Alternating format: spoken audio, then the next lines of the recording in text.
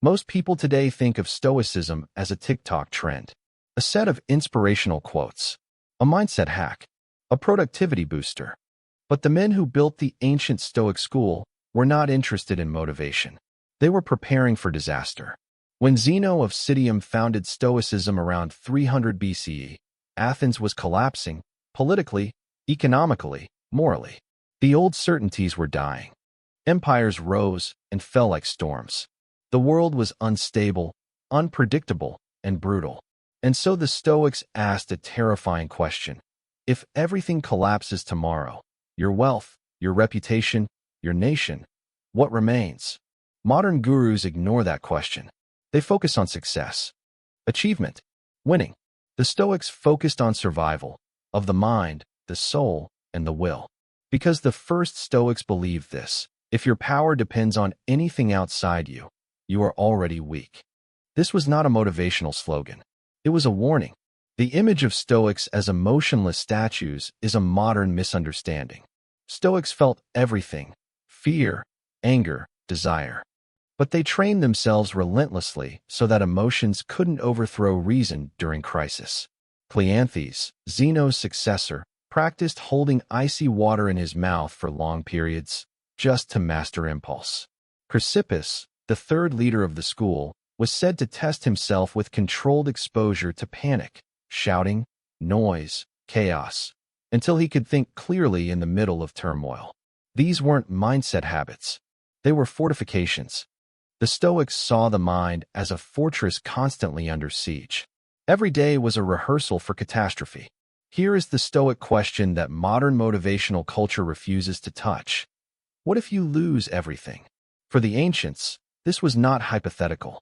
Zeno lost his entire fortune in a shipwreck. Epictetus was born a slave. Marcus Aurelius watched Rome crumble under plague and war. Stoicism wasn't optimism. It was a combat philosophy, designed for people who had already suffered or were guaranteed to suffer. The Stoic secret was not power over others, but power over the only kingdom you can truly rule: yourself. Ancient Stoics believed that real power comes from mastering three pillars. 1. Fate: accept what is outside your control, completely and without protest. 2. Judgment: examine every thought ruthlessly. Is this true, or just my fear speaking? 3. Action: focus all effort on the one thing you always command, the choice you make right now. This formula sounds simple until the world hits you with something catastrophic. That's where modern self-help breaks. Gurus tell you to stay positive. Stoics tell you to shape your character into something even disaster cannot break. Because to them, positivity is fragile, but character is armor. The deepest Stoic insight, the one modern teachers skip, is this: trying to control the world makes you weaker. Controlling your reaction makes you unstoppable. This is not passivity. It is tactical focus. A general cannot control the weather, but he can decide how to march. A leader cannot control the crowd, but he can master his voice. A man cannot control destiny, but he can command his virtue. The Stoics believe that if your power depends on external victories, you will be strong only until the day the world takes them away. But if your power depends on internal mastery, the world can take nothing from you. When Stoicism entered Rome, it didn't arrive as a gentle philosophy. It arrived like a weapon. Roman senators quickly realized something unsettling. Stoics could not be bribed. They could not be threatened, and they could not be controlled. In a society built entirely on power, fear, and political pressure, the Stoics were effectively invincible. Why? Because they practiced an exercise that modern gurus would never dare teach. Today, self-help tells you to visualize success. The ancient Stoics did the opposite. They visualized everything that could destroy them: the death of loved ones, the collapse of wealth, exile, humiliation, illness, betrayal, sudden poverty, the loss of status, reputation, comfort. They walked themselves through catastrophe in vivid detail. Why? Because they believed fear is not defeated by hope. Fear is defeated by familiarity. If you have already lived disaster in your mind, then when the real blow comes, you meet it like an old acquaintance. This made Stoics terrifying to Roman authorities. You couldn't threaten a man who had rehearsed his own ruin every morning. Seneca, one of Rome's greatest Stoic thinkers, practiced premeditatio malorum every dawn. He imagined losing his wealth, losing his position, being exiled, being assassinated, the empire falling apart around him, and then he would whisper to himself, "If it comes, I have already survived it." Rome had never seen this kind of psychological power. The elites depended on obedience, on people fearing loss. But a Stoic had already lost everything in his mind. He walked through life immune to intimidation. This is the Stoic secret modern gurus ignore. You don't become strong by pretending everything will be fine. You become strong by preparing for the day it isn't. Epictetus, born into slavery, mastered this ritual with brutal honesty. His master once broke his leg during a rage. Epictetus warned him calmly, "If you continue, the bone will snap." The master kept twisting. The bone snapped. Epictetus said only, "I told you it would break." Not bravado, not indifference, just the cold Stoic principle. Pain is real. Suffering is optional. What happens to the body is fate. What happens in the mind is choice. This terrified the powerful. A slave who cannot be broken is a threat. So Epictetus was eventually banished from Rome. But even in exile, he taught emperors, including the man who would become Rome's most powerful philosopher king. The Stoic mindset, hardened by disaster, unshaken by threats, immune to desire, would eventually shape the mind of Marcus Aurelius, the man who ruled the greatest empire on earth. And Marcus mastered a Stoic principle even more dangerous than premeditation of evils. A principle so powerful that only emperors dared use it. On the surface, Marcus Aurelius was the perfect emperor, calm, thoughtful, controlled. But few knew the truth. He followed a Stoic exercise so extreme that even many philosophers refused to attempt it. An exercise that modern motivational speakers would call dangerous, and Rome considered unnatural. It was so powerful that Marcus wrote it in secret, never intending the world to see it. That secret discipline became the book we now call Meditations. But inside those pages was a technique Rome feared, because it created rulers who could not be corrupted, manipulated, or seduced. Every night, Marcus practiced something he called the examination of the inner judge. Not meditation, not reflection, not gratitude journaling. It was harsher. He imagined two versions of himself. The Emperor Marcus, admired, powerful, respected by millions. The true Marcus, a fragile, temporary, flawed human who would soon be dust. Then he forced them to confront each other. He wrote sentences that sounded like self-attacks, but were in fact weapons, tools to break the illusion of ego. Such as, "You could die tonight. Why do you care who praises you?" Or, "Your throne is borrowed. Your body is aging. Your mind is slipping. Rule yourself before you try ruling Rome." These lines weren't poetic. They were survival. Marcus used them to destroy the most dangerous enemy a ruler could face, self-delusion. No amount of luxury could warp him. No amount of flattery could blind him. No amount of power could intoxicate him. Because every night, the emperor stood trial in his own mind. Most leaders depended on pride to fuel their authority. They needed applause. They needed loyalty. They needed status. Marcus rejected all of it. He wrote, "All is like smoke, drifting. Only the mind remains your own." A ruler who doesn't fear losing power cannot be controlled by senators. A ruler who doesn't chase wealth cannot be bought by merchants. A ruler who doesn't need praise cannot be manipulated by the crowd. This made Marcus more dangerous than any general. Rome was built on ambition. Marcus dismantled ambition inside himself. And without ambition, he became unstoppable. Most modern self-help tells you, believe you're worthy. Boost your confidence. Visualize success. Affirm your greatness. But Marcus did the opposite. He trained himself to be nothing. That was the secret. By lowering the ego, he raised his clarity. By humbling himself, he sharpened his judgment. By remembering his mortality, he purified his priorities. This is why he wrote brutally honest lines like, "You are not special. You are not eternal. You are responsible only for your choices." He believed a mind that cannot confront its own insignificance is a mind unworthy of power. Modern gurus sell confidence. Stoics built character. Confidence expands the ego. Character survives the world. There is a moment, rarely discussed, when Marcus pushed this discipline to its extreme. It was during the Antonine Plague, when the empire was collapsing, millions were dying, and Rome whispered that the gods had abandoned the emperor. Marcus walked alone through the imperial palace. Bodies of servants and soldiers were being carried out. The city was silent with fear. He returned to his chamber, lit a single lamp, and wrote a sentence that defined Stoicism forever.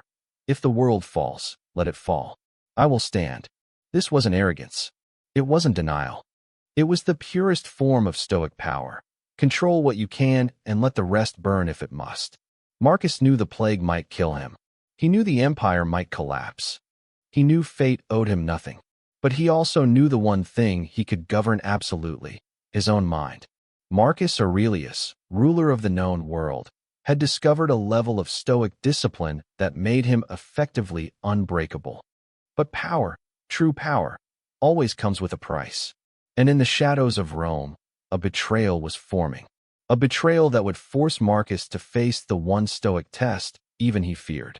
A test that would decide not just the fate of the empire, but the fate of his soul. Rome believed Marcus Aurelius was untouchable, unshakable, unbreakable. But the greatest threat to a Stoic does not come from the outside world. It comes from those he loves. And the one betrayal Marcus could never prepare for came from the man who shared his blood, his son, Commodus. At first, Marcus tried to raise him with discipline, clarity, and reason. But Stoic teachings were chains to Commodus. He rejected them violently. Where Marcus wrote about humility, Commodus craved the spectacle of power. Where Marcus valued restraint, Commodus worshipped excess. While Marcus meditated on death to stay grounded, Commodus obsessed over glory, the kind only the arena could give him. Senators whispered that he was unfit. Generals prayed he would never inherit the empire. But Commodus wasn't just reckless, he was dangerous. And he was being influenced by a group Marcus had feared for years, the cult of the New Rome, a circle of aristocrats who despised Stoicism because they could not manipulate it. They wanted an emperor they could control. They wanted chaos, not discipline. And Commodus was the perfect tool. One evening, as plague still ravaged the empire, Marcus received a sealed parchment. Inside was a message from one of his most trusted generals. The first line was cold. "Caesar, your son seeks your throne before your death." Marcus stared at the words. His hand trembled for the first time in years. He had imagined losing the empire. He had imagined death, exile, disease, humiliation. But he had never imagined treason from his own heir. Now the Stoic question he had avoided his entire life stood before him. How do you resist the collapse of the one thing you are meant to protect? That night Marcus abandoned his lamplit chamber and walked into the storm. The palace guards watched him silently. He didn't look like an emperor. He looked like a man walking into judgment. For the first time, Marcus's discipline was failing. He could master the mind, but could he master grief?